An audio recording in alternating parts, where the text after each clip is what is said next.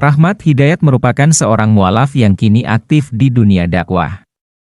Lelaki berusia 29 tahun itu mengaku bersyukur, Tuhan telah memberikan hidayah kepadanya untuk menjadi muslim. Menurutnya, iman dan Islam merupakan anugerah terbesar yang pernah dirasakannya. Pria keturunan Tionghoa ini lahir dengan nama Wang Sanhua, di Medan, Sumatera Utara. Sejak 2004 lalu, dia memeluk Islam. Adapun nama Rahmat Hidayat yang kini disandangnya merupakan pemberian dari ibu angkatnya.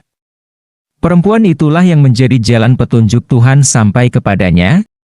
Sebelum memeluk Islam, Rahmat tidaklah begitu tertarik pada hal-hal yang meningkatkan kesadaran spiritual.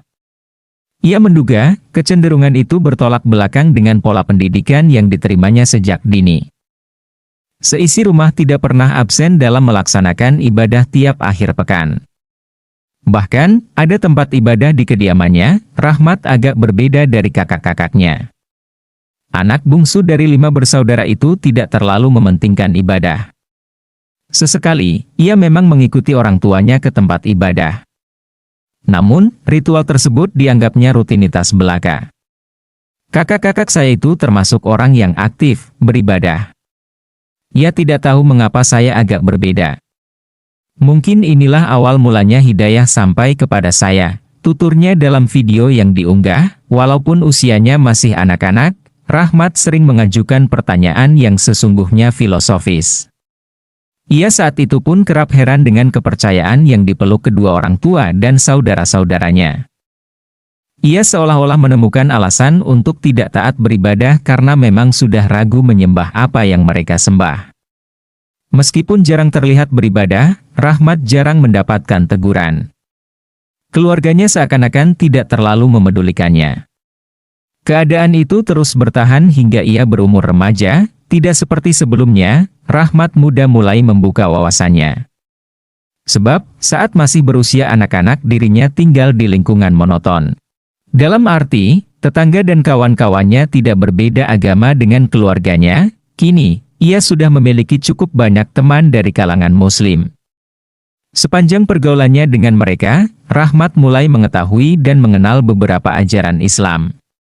Lama-kelamaan, ia pun tertarik mempelajari agama yang mengajarkan bahwa Tuhan hanyalah satu, waktu silih berganti. Tibalah bulan suci Ramadan. Rahmat muda memperhatikan, kawan-kawannya yang muslim mengamalkan puasa. Mereka tidak makan dan minum sejak pagi hingga azan maghrib berkumandang. Selain itu, teman-temannya itu tampak semakin rajin beribadah di masjid. Waktu itu, Rahmat sangat tertarik untuk mengetahui seluk-beluk puasa Ramadan. Tiap ada kesempatan, dia pun bertanya kepada seorang atau dua temannya. Ia kerap heran, mengapa Islam mengharuskan umatnya untuk menahan lapar dan dahaga seharian, selama sebulan penuh pula. Puasa memang bukan perkara asing untuk Rahmat saat itu. Di agamanya, yang lama, sudah ada ketentuan untuk berpuasa. Namun, ajaran itu tidak diharuskan untuk pemeluk agama tersebut. Sifatnya semata-mata anjuran, bukan kewajiban. Saya pernah tanya ke kawan-kawan yang muslim, mengapa kok kalian itu setiap hari berpuasa gitu setiap bulan Ramadan, tiap tahun pula, ujarnya. Ketertarikan Rahmat terhadap Islam ternyata belum ditanggapi serius oleh teman-temannya saat itu. Mereka hanya menjawab sekenanya saja, seperti kewajiban orang Islam memang berpuasa saat Ramadan atau sekadar ya memang begitu. Untuk menunjukkan kesungguhannya, Rahmat akhirnya memilih untuk ikut berpuasa. Ia pun mengungkapkan niatnya itu kepada kawan-kawannya yang muslim. Akan tetapi, maksud tersebut justru menjadi semacam bahan candaan mereka. Bagaimana bisa orang non-muslim ikut-ikutan puasa? Ucap Rahmat meniru perkataan teman-temannya saat itu. Akhirnya, seorang sahabatnya memberikan saran. Sebaiknya, Rahmat bertanya kepada orang yang lebih tua. Rahmat pun meminta teman dekatnya itu memberitahu kepada ibunya.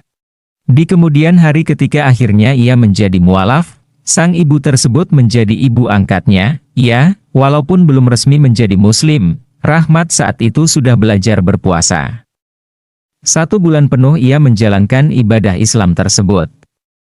Boleh saya berpuasa? Saya diizinkan ikut puasa. sahur, dan buka puasa. Iftarnya disajikan ibu sahabat saya itu, yang akhirnya jadi ibu angkat saya.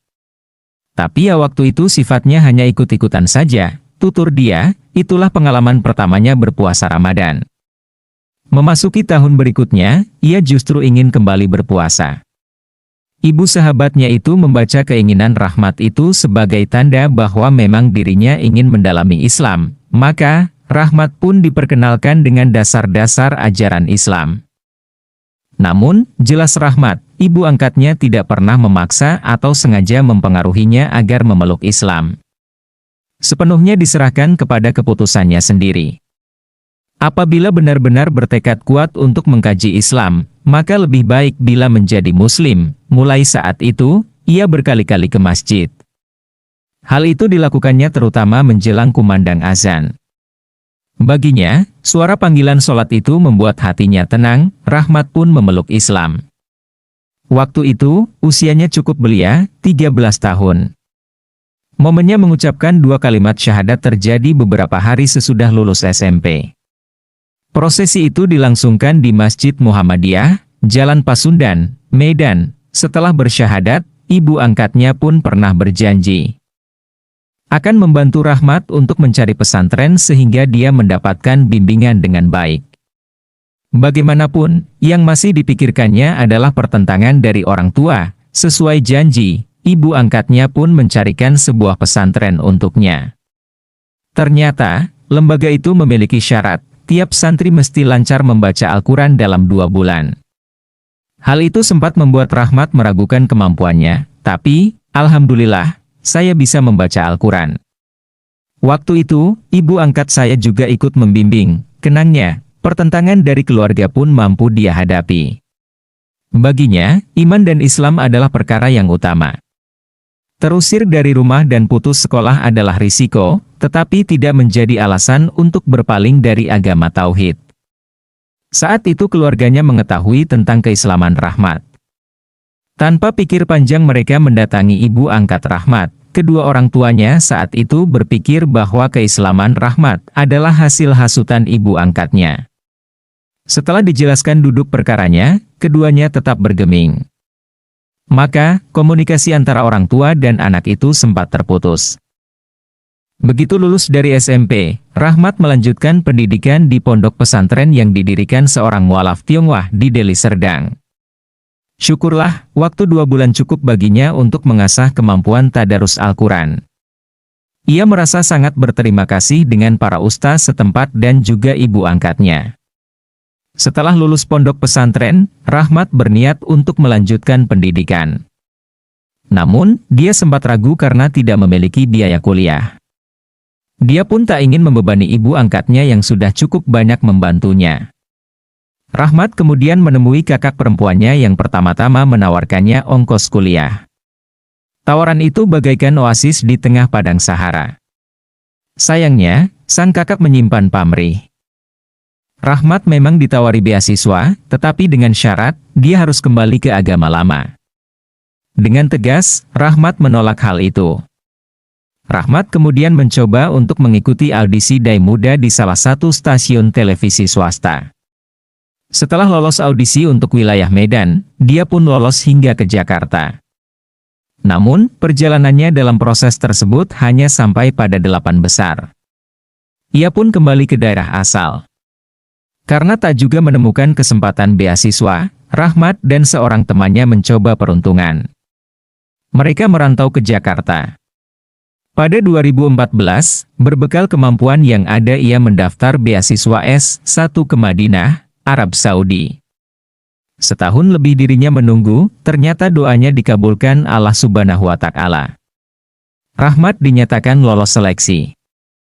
Ia pun berangkat ke Tanah Suci bersama 90 peserta lainnya.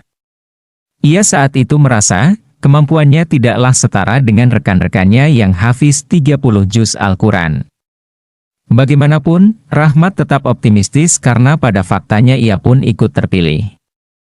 Selama 4 tahun Rahmat menempuh pendidikan di Kota Nabi.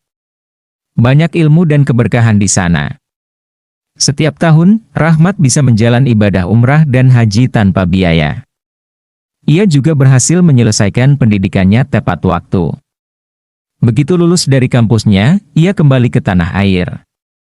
Selama dirinya menempuh studi di luar negeri, ternyata hati kedua orang tuanya mulai luluh. Bahkan, mereka merasa bangga dengan prestasi yang dicapai Rahmat. Itu tentu saja membuatnya bahagia. Sayangnya, orang tuanya wafat dalam keadaan tak kunjung mendapatkan hidayah dari Allah. Meski demikian, Rahmat tetap bersyukur karena silaturahim terjalin kembali. Bahkan, ada seorang kakaknya yang kemudian tergerak hati untuk memeluk Islam.